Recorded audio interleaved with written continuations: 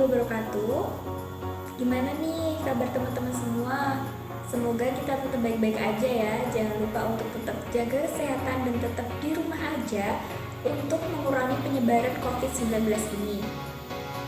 Di sini kami akan menyampaikan sedikit ilmu mengenai investasi apa sih yang aman di saat sedang wabah COVID-19 ini. Yuk kita simak yuk. Selain menginfeksi manusia, virus COVID-19 juga agresifnya menginfeksi serangan virus perekonomian corona dunia. membuat Pun perekonomian demikian dengan dunia ekonomi tak Indonesia. Pasar sempat Sementara itu aset minim risiko seperti deposito, emas, dan reksadana. Harga emas kian meroket. Perdagangan IHSG sempat dihentikan atau trending halt. Menurut IHSG perencana keuangan babak belur Akbar, akibat pandemi menilai bahwa global investasi virus corona. emas Kita semua tahu bahwa COVID-19 ini sudah menyebar ke seluruh dunia. Dan di Indonesia sudah puluhan ribu jiwa yang terjangkit COVID-19 ini. Dan yang kita tahu juga bahwa penanganannya di Indonesia ini cukup lambat. COVID-19 ini bukan hanya menyerang kesehatan manusia, melainkan juga perekonomian global yang ikut melemah dan juga tumbang. Di tengah ketidakpastian keadaan ekonomi seperti saat ini, banyak orang yang mencari investasi apa yang aman di saat sedang masa wabah COVID-19 ini. Nah, sebenarnya investasi apa saja sih yang aman di saat sedang masa wabah COVID-19 ini?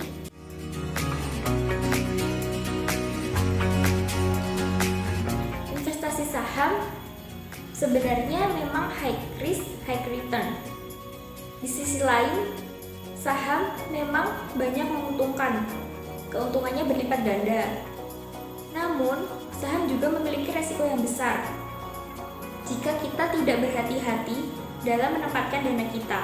Kondisi krisis seperti ini seringkali digunakan oleh para investor untuk memborong sejumlah saham yang dinilainya cukup valuable karena harganya yang murah, seperti saat sedang wabah COVID-19 ini.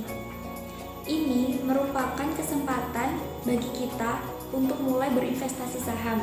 Namun, perlu kita cermati, dalam memilih saham, kita harus memilih saham yang kinerjanya itu benar-benar bagus sejak awal, sebelum COVID-19 ini berlangsung. Jadi, saat kita ingin melepas saham-saham kita kembali, di saat kondisi ekonomi mulai membaik, harga saham yang mulai naik, maka itu akan menguntungkan bagi kita. Bukan memilih saham yang kinerjanya itu bagus di saat sedang wabah seperti ini. Seperti perusahaan obat-obatan yang mungkin memang penghasilannya meningkat selama wabah COVID-19 ini. Namun, kondisi keadaan seperti ini itu tidak akan berlangsung lama. Jadi, nanti saat kondisi sudah mulai membaik, kondisi ekonomi membaik dan wabah ini selesai, itu bukan untung yang kita dapat, melainkan buntung yang kita dapat. Jadi, dapat disimpulkan jika kita ingin berinvestasi saham di saat sedang wabah COVID-19 ini, itu adalah aman. Malah, ini adalah kesempatan bagi kita untuk berinvestasi saham. Karena banyak perusahaan yang bagus kinerjanya, dan harganya itu sedang turun karena wabah COVID-19 ini. Jadi, nanti di saat keadaan ekonomi sudah mulai membaik dan harga saham sudah mulai naik, maka itu akan menguntungkan bagi kita.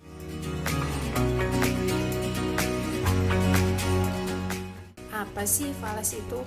Falas menurut Hamdi Hadi merupakan mata uang asing yang memiliki fungsi sebagai alat pembayaran dalam membiayai setiap transaksi di bidang ekonomi keuangan internasional dan mempunyai catatan kurs resmi atas bank sentral. Investasi untuk mencapai tujuan keuangan sudah mulai banyak dilakukan di Indonesia. Seperti yang kita ketahui, selain berinvestasi dalam produk keuangan berbasis rupiah, pilihan untuk berinvestasi dalam mata uang asing juga mulai dilirik. Di Indonesia, mata uang asing menjadi salah satu alternatif untuk berinvestasi. Apalagi jika kita mempunyai penghasilan dalam bentuk mata uang asing, maka tentunya akan mempermudah jalannya investasi jenis ini. Mengapa sih banyak orang yang melirik investasi falas ini? Seperti yang kita ketahui, investasi falas ini memiliki keuntungan yang didapatkan tidak hanya diperoleh dari hasil investasi, namun juga dari selisih kurs rupiah pada saat membeli maupun menjual. Kekuatan ekonomi suatu negara akan berbanding lurus dengan kemampuan nilai tukar suatu negara itu sendiri. Semakin tertekan kondisi perekonomian di suatu negara, maka akan semakin lemah pula nilai mata uang yang mereka miliki. Seperti halnya pada saat adanya pandemi pada saat ini. Jika kondisi itu terjadi, maka tidak ada salahnya bagi seorang investor untuk mulai mengumpulkan mata uang asing, khususnya dolar Amerika Serikat yang selama ini dijadikan acuan oleh banyak pihak. Fluktuasi falas akan semakin membesar di saat situasi perekonomian semakin tidak menentu. Pada kondisi ini, biasanya sering digunakan oleh para investor untuk melepas uang dolar yang bertujuan untuk mengambil keuntungan. Karena adanya perbedaan antara nilai tukar dan beli dapat menjadi alternatif tersendiri dalam mengumpulkan keuntungan. Sebagai contoh, pada tahun 1998, kurs mencapai Rp2.000 per US dollar. Namun tiba-tiba melonjak cukup tinggi menjadi hampir 20.000 per US dollar. Artinya, apabila seorang investor memiliki tabungan 100 US dollar yang semula modalnya hanya Rp200.000 akan melonjak tinggi menjadi Rp2 juta. Dapat dibayangkan seberapa banyak keuntungan yang dimiliki oleh investor dalam melakukan investasi jenis ini. Akan tetapi, nilai falas sendiri akan kembali normal seiring dengan pemulihan ekonomi yang terus berjalan.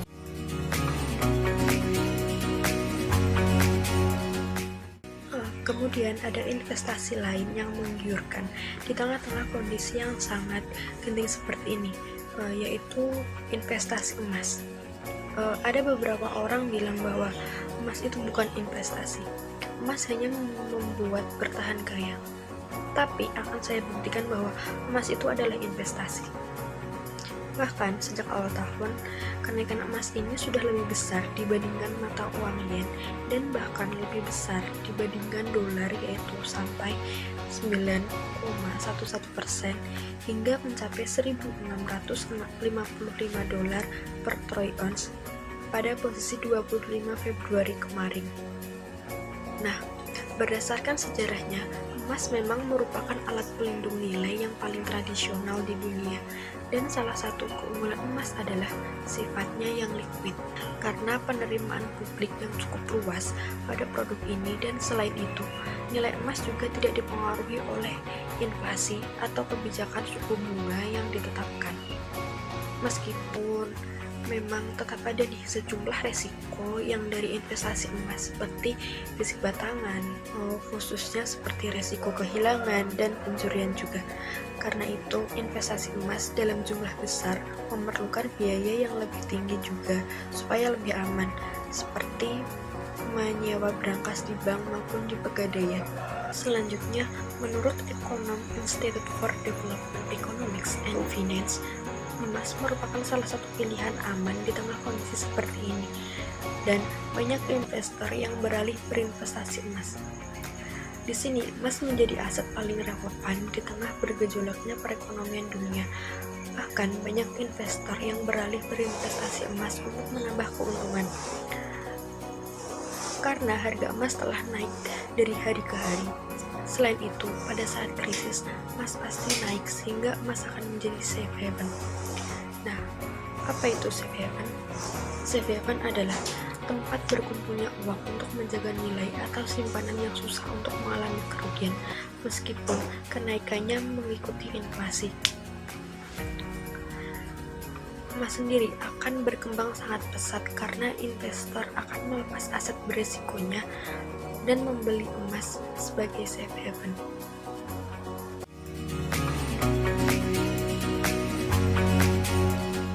Head of Investasi Spesialis PT Manulife Asset Management Indonesia atau MAMI menjelaskan bahwa reksadana merupakan instrumen investasi yang cocok bagi banyak kalangan karena reksadana memiliki banyak ragam dan tingkat resiko yang berbeda-beda, sehingga dapat disesuaikan dengan beragam profil dan kebutuhan para investor. Secara umum, reksadana dibagi menjadi 3. Yang pertama, reksadana pasar uang yang merupakan reksadana yang cocok untuk profil risiko konservatif, sedangkan reksadana pendapatan tetap untuk profil risiko moderat, dan reksadana saham untuk profil risiko agresif. Dalam kondisi seperti saat ini, menempatkan uang di reksadana yang dikelola oleh manajer investasi yang memiliki pengetahuan serta kemampuan pengelolaan investasi yang baik dapat menjadi pilihan di tengah kebingungan pada masa pandemi saat ini. Langkah ini berguna untuk menghindari penurunan nilai investasi di kemudian hari, sehingga dapat disimpulkan bahwa jika dirasa memiliki kemampuan finansial lebih, tidak ada salahnya menempatkan sejumlah besar uang pada reksadana tertentu.